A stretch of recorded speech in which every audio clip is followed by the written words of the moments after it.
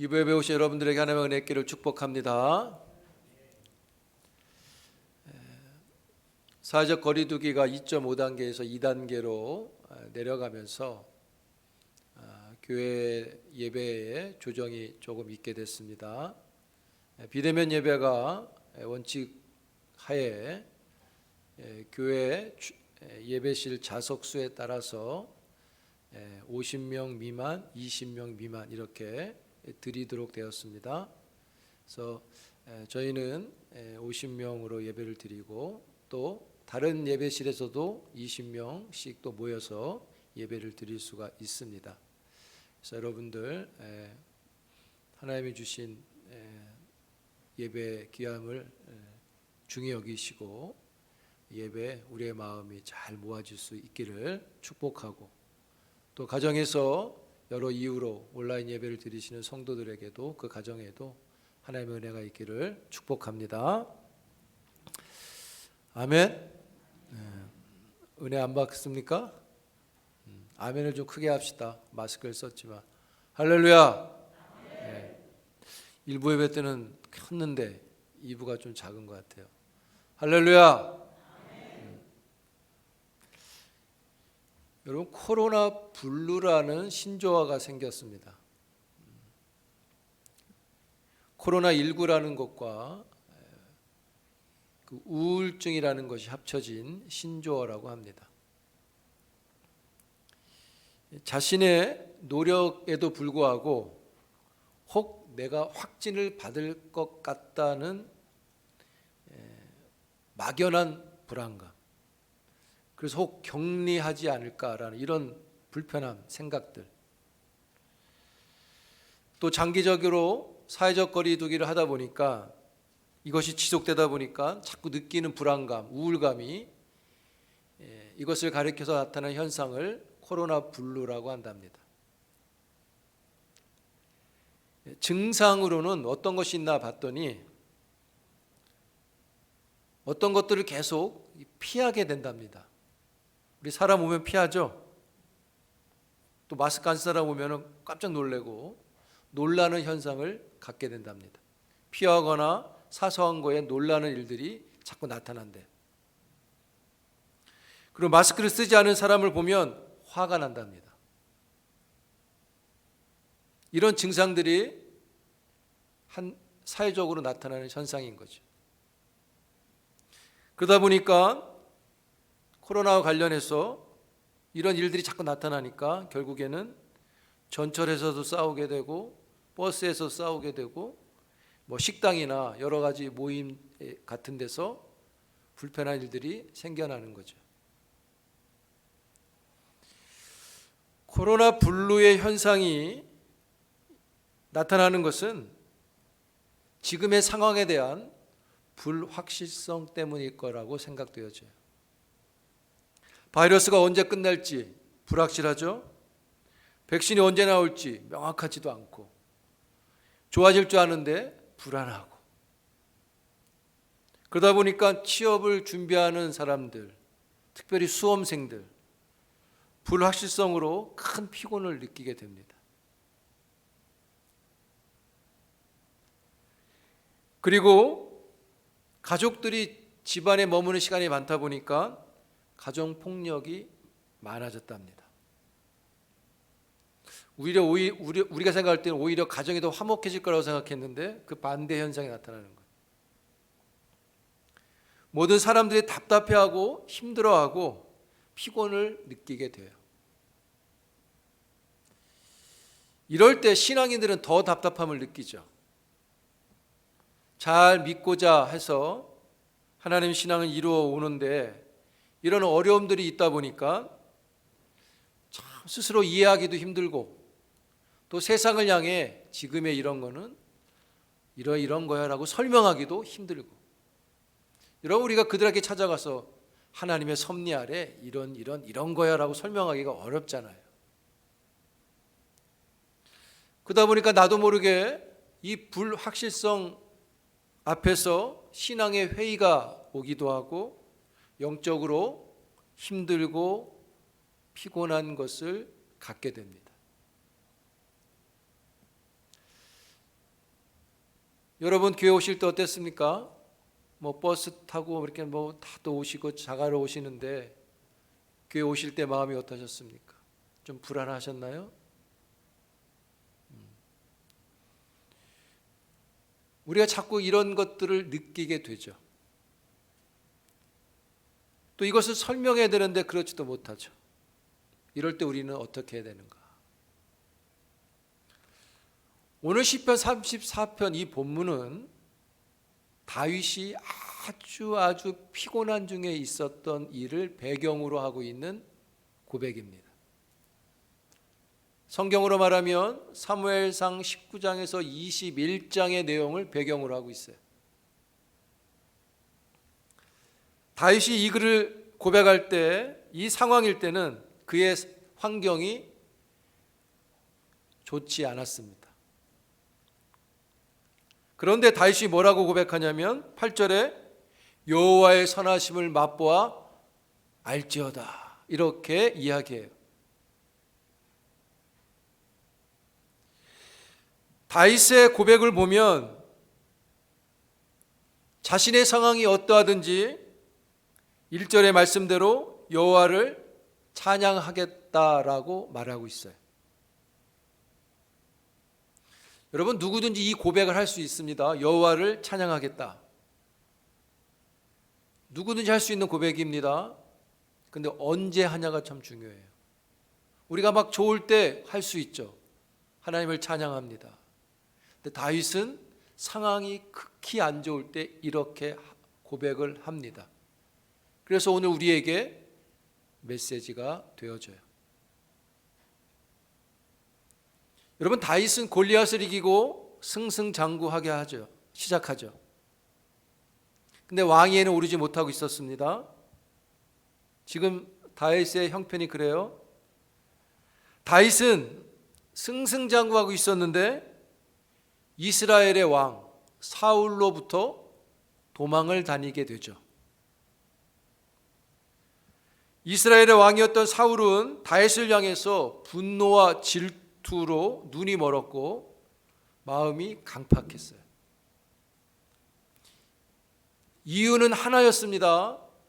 다윗이 사울에게 크게 잘못한 게 뭐냐? 이유는 하나예요. 성경을 놓고 찾아보면 다윗이 도망다닌 이유는 딱 하나입니다. 사울이 그를 미워하게 된 이유는 하나예요.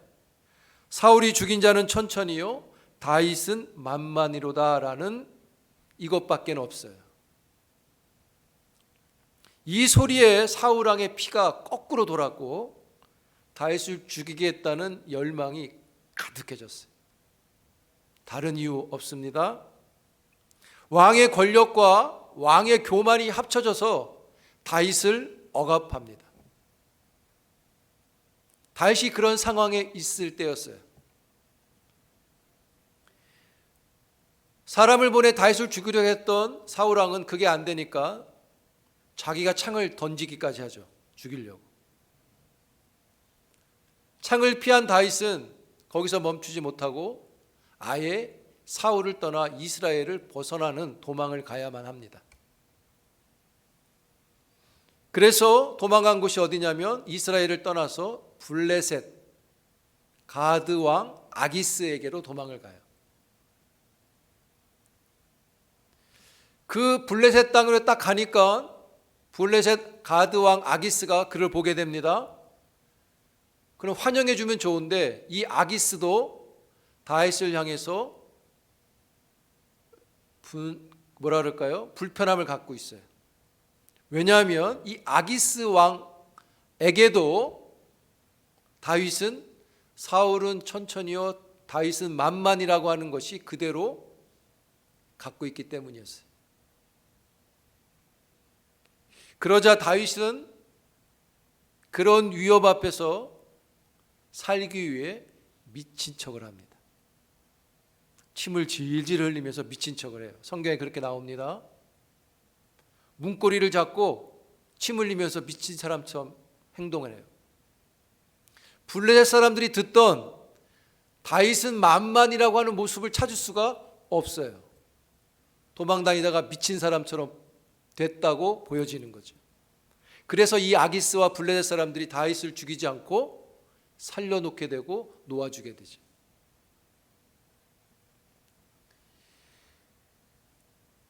제정신이면 못할 짓을 다윗이 하는 것입니다. 사람의 정신을 가지고 사람 짓을 못할 때 우리는 뭐라고 부르죠? 저 짐승 같은 이런 표현들을 쓰죠. 다윗의 형편이 사람의 형편이 아니라 정말 그런 형편에 있었어요. 그래서 다윗이 블레셋 사람들에게는 미친 다윗이었습니다. 짐승 같은 다윗으로 본 겁니다. 다윗은 짐승 같은 모습을 보여줬어 왔던 거예요. 사람의 모습을 보일 수가 없었던 거예요. 그만큼 다윗은 힘들고 아주 피곤한 형편에 있었어요. 근데 이 형편이 더 어려운 것은 뭐냐면 다윗의 내일이 불확실하다는 거예요. 이게 며칠 있다 끝날 일이면 견뎌보겠는데 어떻게 될지 모른다는 상황이 다윗에게 큰 어려운 문제였어요. 여러분, 이런 불확실성 앞에서 다윗의 형편과 같을 때 어떻게 해야 할까요? 좀 성경 한 곳을 찾아서 비교를 해보기를 원합니다. 시편 73편으로 갑니다.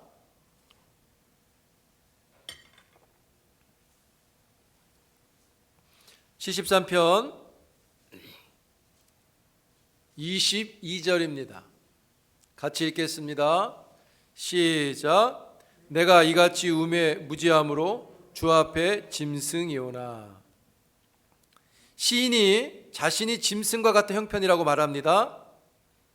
시인의 짐승 같은 상황이 73편 11절에 소개돼요. 함께 있습니다. 11절 시작. 말하기를 하나님이 어찌 알랴 지존자에게 지식이 있으랴 하는도다. 이 말이 무엇이냐면 편 오세요. 이런 말이에요. 악인들이 말을 하는 겁니다. 11절 하나님이 있으면 너의 형편이 이 꼴이 뭐냐 이렇게 말한다는 거예요. 너는 사람 같은 형편이 아니야. 짐승보다 못한 형편을 갖고 있어. 너 하나님이 능하시다면 도대체 너를 향해서 하나님이 무슨 일을 하고 있는 거야? 라고 어떤 사람들이 말을 한다는 거예요. 그만큼 시인의 형편이 짐승 같은 형편이라고 말하고 있는 거예요. 즉, 이 말은 시인이 그들에게 짐승과 같은 대우를 받고 있는 거죠. 그런데 이 시인이 그게 아니라고 변명도 못하고 설명도 못하는 거예요. 여러분, 이럴 때 어떻게 해야 할까요? 다윗의 형편도 이런 형편인데 뭐라고 말했습니까? 하나님의 선하심을 맛보아 안다 이렇게 말하죠. 어떻게 하나님의 선하심을 맛보아 아는 자가 될까요? 짐승 같은 대우를 받는 시인이 하나님께 이런 반응을 해요. 73편 15절을 보겠습니다. 같이 있습니다. 시작. 내가 만일 스스로 이르기를 내가 그들처럼 말하리라 하였더라면 나는 주의 아들들의 세대에 대하여 악행을 행하였으리이다. 이 말의 뜻은 뭐냐면 이런 겁니다. 너희 하나님 어딨냐라고 막 말을 해요. 그들이. 근데 시인은 그런 어려운 형편을 갖고 있었지만 하나님을 향해서 정신을 잃지 않고 정신을 가지고 그들처럼 하나님이 계시면 내가 이렇게 되지 않겠지라고 말하지 않았다는 거예요. 즉 우리식으로 말하면 자기의 형편을 놓고 푸념하지 않았다는 겁니다. 누구 때문이야? 하나님 뭐 하는 거야? 내가 얼마나 잘 믿는데 이렇게 말하지 않았다는 거예요. 이 말을 좀 더 다른 말로 정결하게 정리하면 이런 뜻입니다. 15절은 하나님 앞에서 자기는 영혼을 지켰다는 뜻이에요. 함부로 던지지 않았다는 겁니다. 말하지 않았다는 거예요. 그럼 시인은 어떻게 했느냐? 73편 23절에 보시면 자기의 형편이 정말 사랑답지 못했는데 주님과 함께 했습니다. 이렇게 말해요. 23절에 그렇죠? 주님과 함께 했다. 자기의 형편이 사람 같지 않은 짐승처럼도 못한 형편이었는데 그런 대우를 받고 있는데 믿음으로 감당했다. 이렇게 말한다는 거예요. 여러분, 그러니까 쉽게 말해서 짐승 같은 형편에 있으면 짐승 같은 짓을 할 수 있잖아요. 근데 시인은 하나님 앞에서 하나님의 사람 같은 형편의 짓을 했다는 것입니다.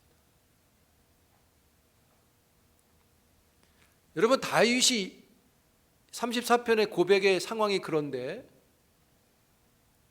이런 상황을 맞이한 다윗이 잘못한 게 아무것도 없어요. 그냥 사울이 시기한 것 때문에 이런 형편이 일어난 거예요. 이런 사정이 되어버렸어요. 그럼에도 다윗은 이런 형편 속에서 하나님의 선하심을 맛본다 이렇게 고백한다는 거예요. 여러분들도 어떤 형편에 있든지 하나님의 선하심을 맛보는 은혜가 있기를 축복합니다. 여러분, 참 우리가 이렇게 표현하면 하나님은 왜 우리의 삶의 많은 경우의 수가 힘들고 피곤한 상황을 통해서 하나님의 선을 맛보게 하시는 걸까요? 이왕이면 좋은 것으로 맛보게 하시면 감사가 더 큰데 왜 우리의 삶의 많은 경우의 수들을 꼭 어려움 중에 선을 맛보게 하시냐는 거예요. 그 이유는 피곤한 상황 속에서 하나님을 향해 그 마음이 집중되게 하셔서 예전에 미처 몰랐던 하나님의 성품을 알게 하시기 위한 거란 말입니다. 예전에 몰랐는데요, 이 상황에서 다시 느끼는 겁니다. 여러분, 우리가 좋은 환경에서 하나님을 느끼는 것, 찬양하는 것과 아주 극한 상황에서 하나님을 믿고 찬양하는 것은 우리의 느끼는 것이 다르죠. 다윗이 새로운 하나님의 성품을 느끼도록 하시는 거예요. 미친 척을 해야만 되는 상황 속에서 하나님을 느끼게 한다는 거예요. 이런 다윗의 모습, 다윗을 누구도 막지를 못해요. 다윗은요, 다윗 하나의 괴로움으로 끝나지 않아요. 다윗 때문에 다윗을 조금 도와줘요. 어떤 제사장이. 이걸 사울이 들어요. 제사장이 다윗을 도와줬다고 도망가는데, 그래가지고 놋당에 있는 제사장 85명을 한 번에 죽여버려요. 이방인을 죽이는 것도 아니고 제사장 85명을 조금 도와줬다는 이유로 싹 죽여버려요. 다윗 하나의 아픔이 아니에요. 다윗 때문에 관련하여 큰 아픔이 있어요. 다윗이 그걸 보게 되는 거예요. 하나님 이럴 수 있습니까? 라고 할 수 있는 상황이 또 되는 거예요. 아니, 나 하나 힘들면 되는데 왜 제사장들까지 다 죽입니까? 라고 말할 수 있는 상황이 돼요. 근데 다윗은 그런 상황 속에서 하나님의 선을 맛봤다고 한다는 거예요. 여러분, 다윗이 그런 상황에서 맛본 하나님의 선은 뭘까요, 도대체? 다윗이 맛보아야 할 선은 또 무엇일까요? 다윗이 말하는 선, 하나님이 맛보게 해준 그 하나님의 선은 뭘까요? 아니, 무엇이 되어야 한다고 여러분은 생각하십니까? 사울이 확 죽어버리든지, 자기한테 세력이 커져서 자기가 이겨버리든지, 이런 거면 참 좋겠죠. 이런 극한 상황에서 다윗이 하나님의 선을 맛봤다고 하는 그 선은 뭐냐면, 그것은 바로 그런 상황 속에서 다윗을 하루 구해내시는 선이라는 겁니다. 그런 극강 속에서 그가 죽지 않고 힘들지만 그 힘든 하루를 살아내도록 구원하신다는 거예요. 할렐루야. 이게 하나님의 선이라고 다윗은 말해요. 이걸 누가 말할 수 있겠어요? 어쩌면 악인들은 야 그게 뭐가 선이냐라고 말할 거예요.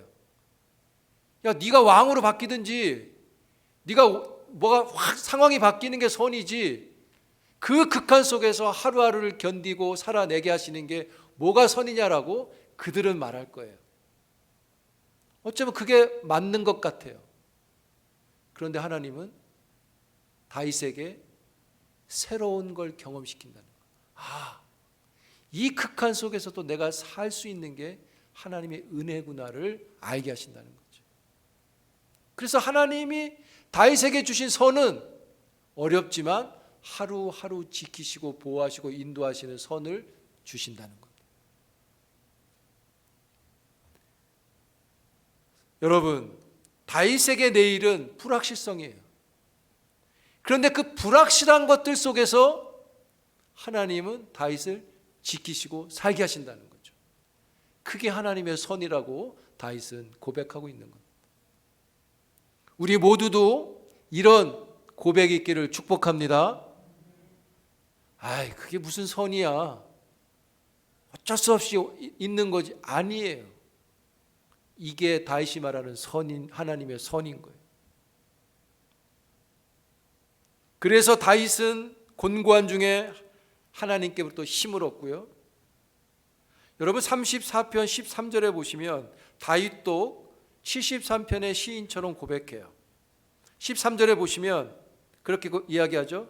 혀를 악에서 금하고 입술을 거짓말에서 금했다. 이게 무슨 뜻이에요? 73편의 15절과 똑같은 거예요. 내 상황이 이렇지만 나도 하나님 앞에 그들처럼 도대체 하나님 내가 뭐가 잘못했습니까? 라고 말하지 않는다는 거예요. 73편은 아삽의 시인데 아삽의 한 그것과 똑같아요. 다윗의 이 고백이. 아삽도 얘기했잖아요. 내가 그들처럼 짐승 같은 형편이지만 하나님이 어디 있냐고 말하지 않겠다고 했잖아요. 그리고 23절 뭐라 그랬어요? 73편 나는 오히려 하나님과 함께한다.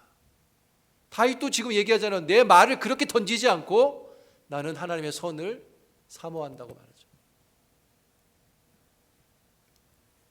그래서 시인은 우리에게 오늘 11절에 그랬잖아요. 경외하는 법을 내가 너희에게 알려준다. 그래서 이야기하는 겁니다. 모든 지혜와 능력을 가진 하나님을 예배하라.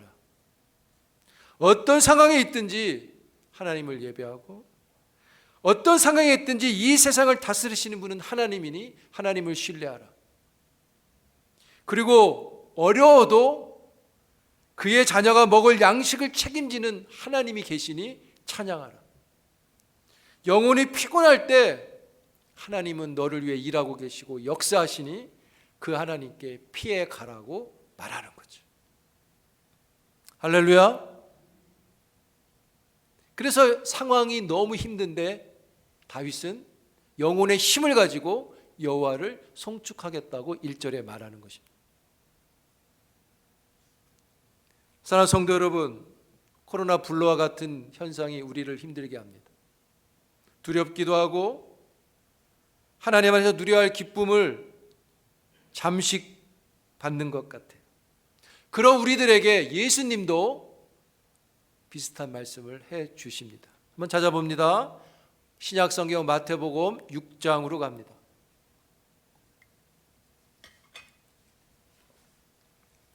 6장 31절에서 33절입니다. 같이 읽습니다. 6장 31절에 33절까지 시작. 그러므로 염려하여 이르기를 무엇을 먹을까 무엇을 마실까 무엇을 입을까 하지 말라. 이는 다 이방인들이 구하는 것이라. 너희 하늘 아버지께서 이 모든 것이 너에게 있어야 할 줄을 아시느니라. 그런즉 너희는 먼저 그의 나라와 그의 의를 구하라. 그리하면 이 모든 것을 너희에게 더하시리라. 아멘. 여러분, 예수님 말씀이 뭡니까? 우리의 삶이 불확실성이 있기 때문에 뭘 먹지 입을지 고민하고 염려하고 내일이 어떨지 심히 걱정하는데 그런 피곤함 중에 있지만 너희들은 그날 만날 은혜를 바라보라고 말씀하시는 거죠. 걱정하지 마라. 그날 은혜, 그날 하나님이 주신다는 거죠. 할렐루야. 그러니 너의 형편이 어떤 극한 상황이 있을지라도 그들처럼 영혼을 던지지 말라는 거예요. 말을 내뱉지 말라는 거죠. 하나님 왜 이럽니까? 이게 뭡니까? 라고 하지 않는다는 거예요. 왜요? 오늘을 책임지시는 하나님이 있기 때문인 것을 믿기 때문인 거죠. 예수님의 말씀을 구약의 말씀으로 대신하면 여호와의 선하심을 맛보아 알지어다 라고 같은 거예요. 오늘 못 살 것 같지만 여호와의 선하심이 오늘 있다는 거죠. 그래서 오늘을 우리가 살고 우리를 구원해 주신다는 거예요. 그리고 내일이 오고 내일 또 하나님의 선하심이 있어서 힘들지만 내일을 우리가 견뎌서 구원을 얻는다는 거죠. 여러분, 하나님이 다윗에게 베푸신 선이 이것만 있는 게 아니잖아요. 다윗이 아주 힘들고 어렵고 피곤해서 죽을 것 같을 때 하나님은 사울 때문에 그런 어려움 속에 있을 때 하나님이 사울의 아들 요나단을 다윗에게 선이 되게 하시죠. 더 나아가서 사울로 너무 힘들 때, 죽고 싶을 때 사울의 딸 미갈이 다윗에게 선이 되게 하십니다. 그리고 하나님은 나발의 아내 아비가일을 통해서 지쳐있는 다윗에게 선을 베푸시죠. 제사장 아히멜렉이 다윗에게 선이 되어주죠. 심지어 블레셋 사람들도 다윗에게 선이 되도록 하나님이 하신다. 그래서 다윗이 살아나잖아요. 죽지 않아요. 살아나요. 하나님께서 불확실한 상황 아래서 피곤한 중에 있는 다윗에게 그의 하루하루를 지키셨고 도와주셨고 인도해 주셨다는 것을 증명하는 거죠. 할렐루야. 하나님은 일하시고 역사하시는 거. 가만히 계시지 않으신다는 거죠. 그 하나님이 여러분들을, 우리를 위해서 지금도 일하시고 역사하심을 찬양합니다. 우리가 사는 것 같아도 하나님의 선 때문에 사는 거예요. 그 선이 오늘 우리에게 있기 때문에 우리가 사는 것이죠. 믿습니까? 사랑하는 성도 여러분, 우리도 같아요. 어떤 상황이 있든지 하나님을 간절히 찾는 이런 열정이 하나님의 선으로 우리에게 나타나는 것이죠. 사랑하는 성도 여러분, 선한 것은 하나님께로부터만 옵니다. 그 하나님이 오늘 우리에게 선을 베푸셔서 우리가 선한 것을 받는 것이죠. 그리고 오늘을 살면 내일에 또 그 선이 우리에게 주어져서 또 살게 하시는 거예요. 그러니 다윗은 자기의 상황이 그러했지만 불확실할 속에 있었지만 여호와의 선하심을 맛보아 안다, 하나님을 찬송한다 고백하는 것이죠. 이런 다윗의 모습이 오늘 우리에게도 아름답게 열매가 될 수 있기를 축복합니다. 하나님은 우리에게 선을 주시기 위해 일하시고 역사하시는 것이죠. 다른 것으로 말하면 우리를 향한 창조의 목적, 구원의 경륜을 이루시고 계시다는 거예요. 그래서 지난주에 말씀드렸듯이 하나님의 섭리가 지금의 상황 속에 있다는 거죠. 이 사실이 우리에게 믿음이 되기를 축복합니다. 교리적인 이해가 아니라 살아있는 믿음이 되기를 바라요. 여러분, 이 믿음이 우리에게 살아 역사하면 우리가 어떻게 될까요? 피하거나 소극적으로 놀라거나 하지 않아요. 담대하게 살아갈 수 있어요. 그래서 지금과 같은 이 불확실함이 우리를 누르고 있을 때 우리는 신앙으로 살아갈 수 있게 되는 것이죠. 할렐루야. 여러분, 우리는 피곤한 문제를 가지고 있는 사람들이에요. 그것이 내가 아닌 어떤 것들로부터도 오기도 하고 내 문제로부터도 참 힘들고 어려운 문제들이 우리의 삶에 많은 경우의 수로 나타나요. 피곤한 문제를 가진 우리들에게 하나님은 답이 되어 주십니다. 아멘. 그 하나님의 선하심이 우리 것이 되는 거예요. 하나님이 그렇게 일하시는 거예요. 믿으시기를 바라고 그 답이 우리 영혼의 힘이 되어서 하나님의 자녀로 믿음 안에 살아갈 수 있는 주의 제자들이 되기를 주의 이름으로 축복합니다. 기도합니다. 하나님 감사합니다. 많은 죄악 속에 또 영혼의 피곤함 중에 우리가 있습니다. 하오나 하나님의 선하심이 오늘 우리에게 허락되어짐을 믿으며 그 선하심이 우리를 살게 함을 찬양합니다. 하나님 일하시고 역사하시고 지금도 주의 뜻을 우리를 통하여 이루시는 것을 바라보며 하나님 주님과 함께 합니다라고 고백한 시인의 고백이 이루어지게 하시고 어떤 상황 아래 있다 할지라도 우리의 말이 우리의 영혼의 태도가 하나님 앞에 믿음으로 나타나도록 축복하옵소서. 예수님 이름으로 기도합니다. 아멘.